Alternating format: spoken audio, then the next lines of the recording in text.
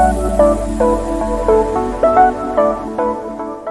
guys, welcome back to my YouTube channel. I hope you're all doing well. So today's video is my Q&A. So I have done a Q&A video before, but that was quite a while ago when I kind of first got into my YouTube channel. So I asked for some more questions over on Instagram the other day and you guys have sent some through. So I thought I would just sit super casually and just kind of talk through them with you and answer some. So I've got them all screenshot here on my phone and I thought that I would just work through them, not really in any particular order, and just try to give you like my best honest answer. There's a whole range of things here. I just said ask me anything, so we've got a whole range of different questions like about my job, fashion, all sorts of things. So yeah, I might even do a part 2 to this in the future, so if you have any other questions then feel free to let me know. But I'm just going to jump straight on into this. I don't want to ramble on too much because I'm probably going to ramble answering the questions. I will try not to. So the first question I have here is autumn, winter staples or favourites. I'm really struggling for ideas. So for me personally, because my style I would say is pretty simple. I like trend pieces, but trends aren't something I necessarily chase after, just because I don't always buy into them, because if I don't like them, I'm not going to get the wear out of the clothes. Sometimes I might not feel like confident in a particular trend. So when it comes to buying like staple pieces, I will avoid trend-led items. And for me, my kind of staple items are just like black chunky boots. I feel as though you can't go wrong if you've got a pair of black chunky boots. I also love just like a couple of simple chunky knits. So this cardigan that I have on here is from New Look. It's just like a nice essential, and I absolutely love to get like my knitwear from like H&M and Zara. They just have some really nice basic things, and I also think a really good fitting pair of jeans is also a really great staple to have, just because if you've got a nice jumper, some chunky boots and a pair of jeans, you've always got an outfit, and that outfit is going to be able to be worn year in, year out, and it's not going to come in and out of fashion and you're not going to be wasting your money.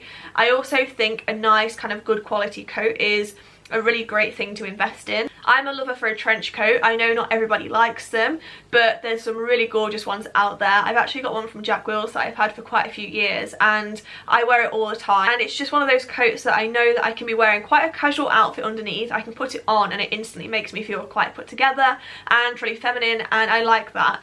And what else would I say? I would probably say invest in a bag that you like, and I don't mean a designer bag. It doesn't have to be expensive, but I think if you've got a really nice staple bag, maybe just like a simple black one. I recently brought one from Under the Stories and I purposely bought it because it was just so simple, and I know that because it's so simple I can wear it with everything. So yeah, they're the things I would probably say to look for. Obviously basic t-shirts as well are a great kind of staple. For me personally, I would say a good pair of chunky boots. I would probably say a black pair, a really nice pair of jeans. Yeah, a nice bag that is a staple. It's going to be worn loads. Something that's nice and simple, nothing like too trend led or that has like logos all over it. Just a nice kind of simple bag will definitely see you through for years and years and years.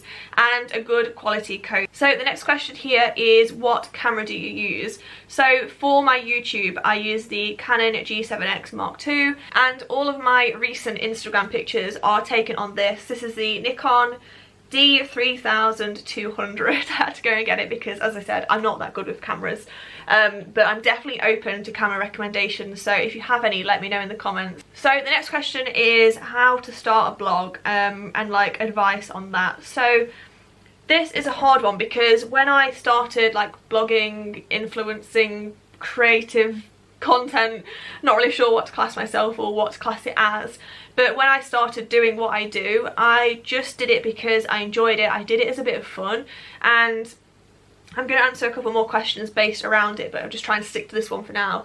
Yeah, I just started it because I just enjoyed it, and to be honest, I used to post the most random of things, and even when I was younger at school, I would like drag my mum and dad out into like the fields near our house to take pictures of me, and just really random things like that. And I suppose all of that, looking back now, was just kind of the building blocks to where I am now.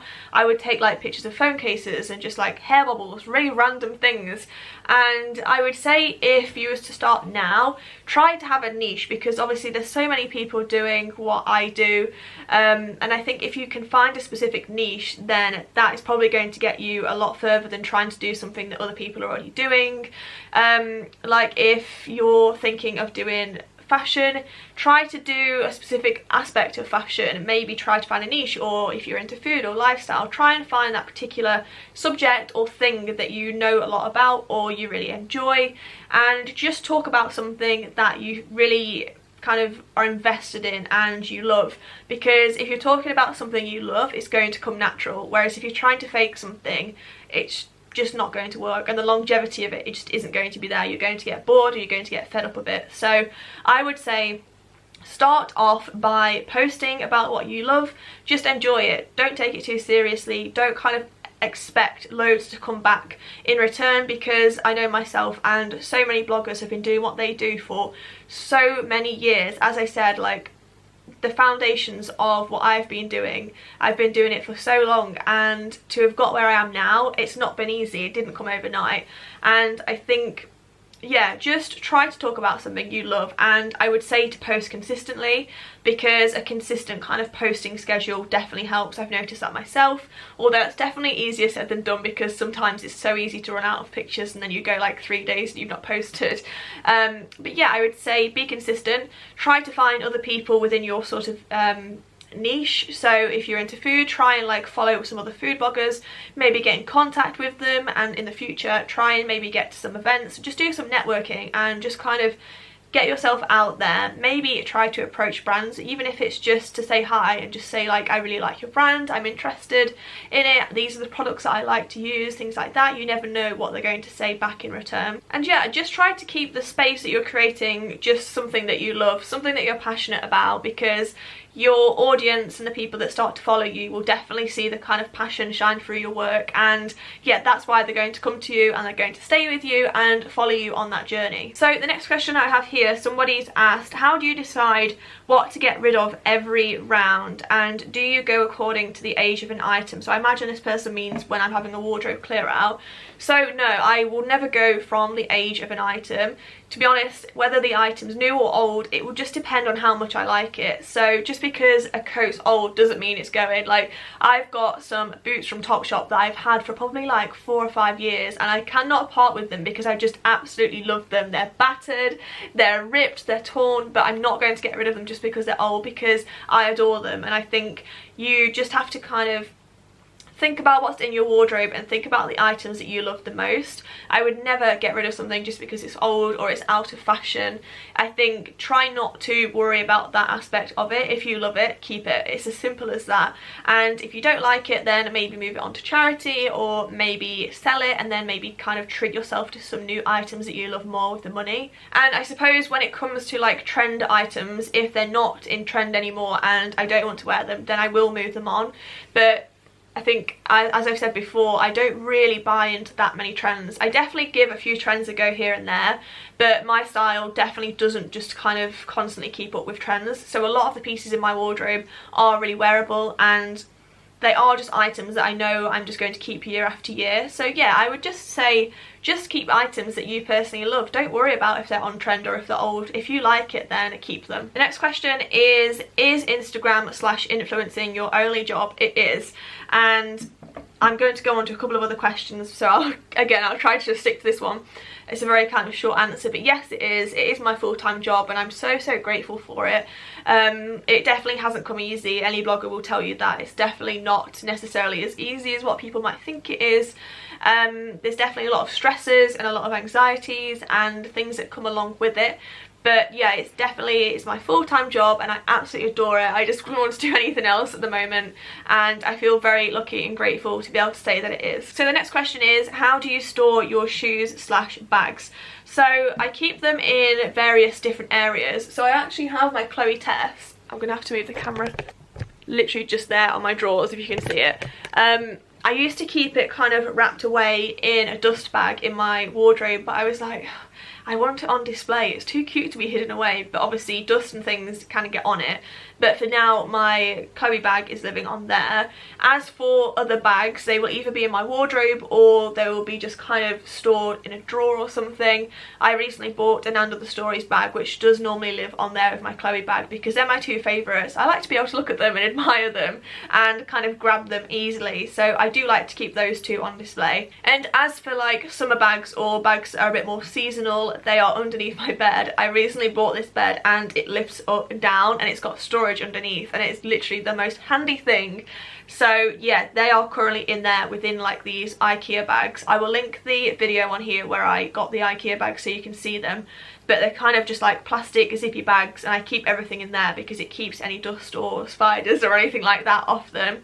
And I keep my kind of everyday wearable, most loved shoes in the bottom of my wardrobe. I did do a kind of wardrobe based video the other day, so if you want to watch that, I will link it below.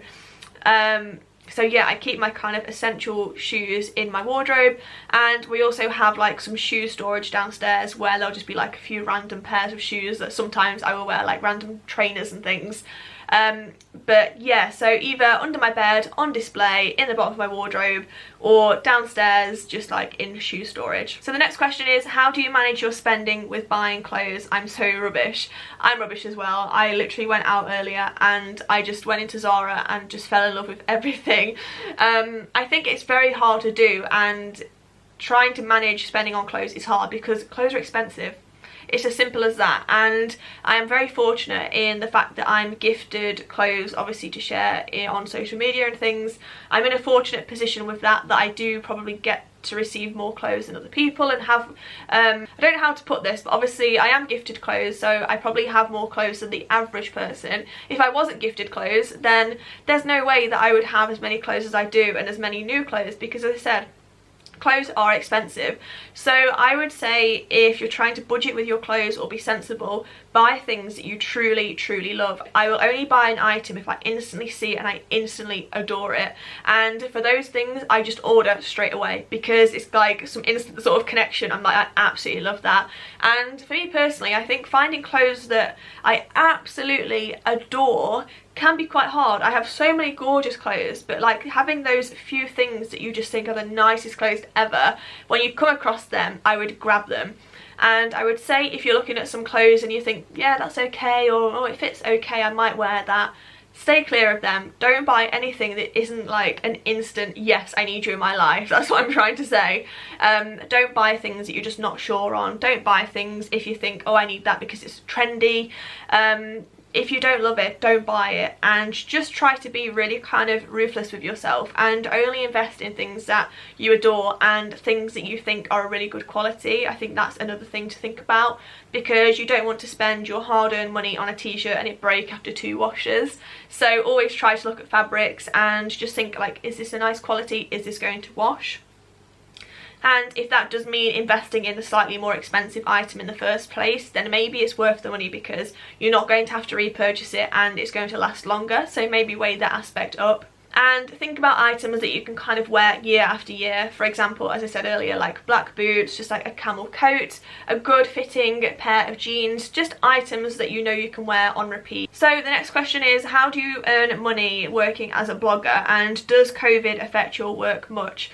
So don't really know where to start with this one because there's quite a few different ways that you can make money as a blogger. I mean, I might even miss some off here, but the main way obviously that you can make money is via brand collaborations and partnerships.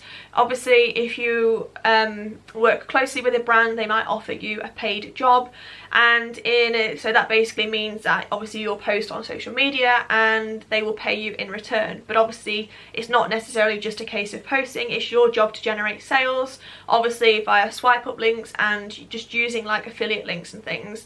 It's not always just kind of like, post this and we're going to pay you. Obviously the brand wants something in return, that's why they've chosen to work with you. They think that you're going to generate sales.